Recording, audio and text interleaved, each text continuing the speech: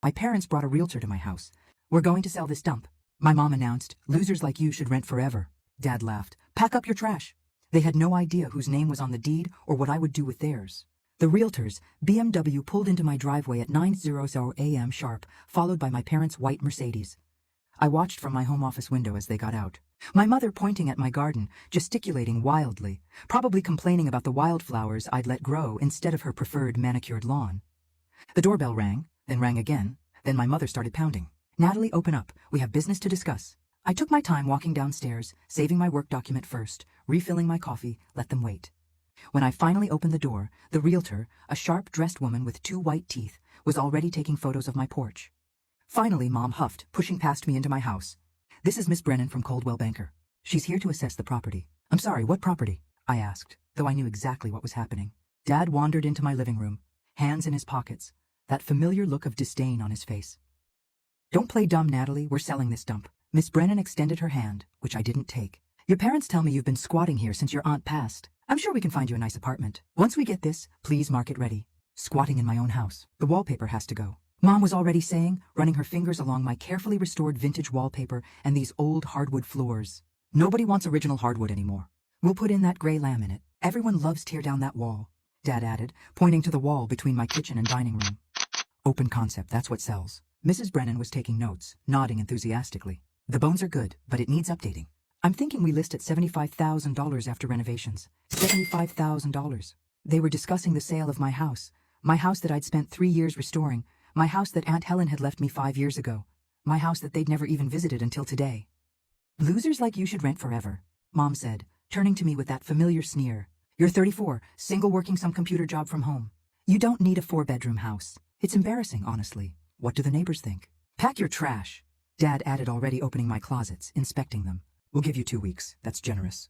M. Brennan was measuring my living room windows. These will need updating. Double pane. Energy-efficient buyers expect modern amenities. I sipped my coffee and smiled. Miss Brennan, can I ask you something? Of course, dear. I know this must be hard, but your parents are doing what's best. Did they show you any paperwork?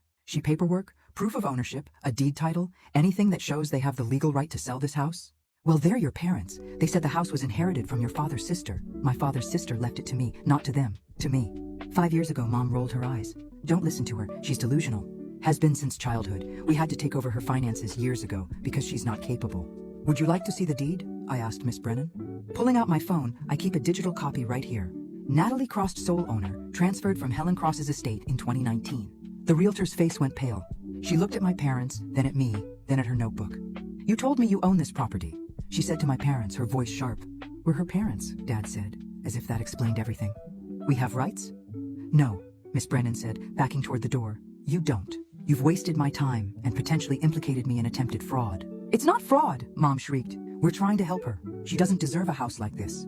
She was supposed to be a doctor, a lawyer, something respectable, not some computer person working in her pajamas. I'm a software engineer, I said calmly. I make $4,000 a year. I own 3 patents. But please tell me more about how I'm a loser. Dad's face went red. You're lying. Should I show Miss Brennan my tax returns too? Or maybe the deed to the rental property I bought last year, or the one I bought the year before that? My parents stood frozen. They've never asked about my job, never cared about my success. To them, I was the disappointing daughter who didn't become a surgeon like my brother Kevin, didn't marry rich like my sister Angela. I was invisible until they thought they could profit from me. Get out, I said quietly. You can't kick us out. Mom laughed. Were your parents, Miss Brennan? Would you please call the police? I have trespassers in my home who won't leave. The realtor was already at the door. I'm not getting involved in this, but ma'am. She looked at my parents, falsely claiming to own property and attempting to sell it as a felony. You might want to leave before this escalates. This isn't over, Dad growled.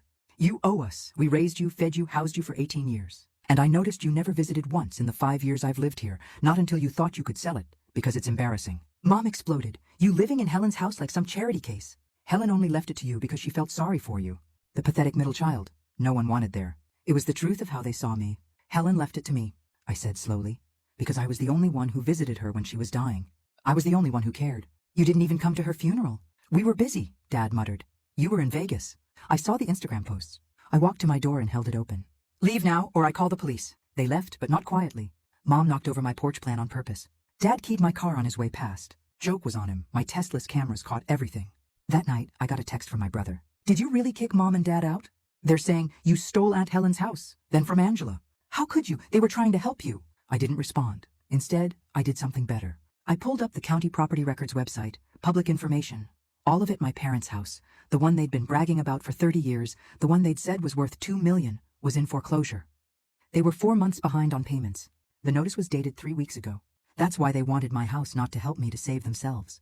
I dug deeper. Dad's business, the one he'd been running into the ground, frowned for years, while telling everyone he was a successful entrepreneur, had filed for bankruptcy. Now you can watch the second part by pressing share and more.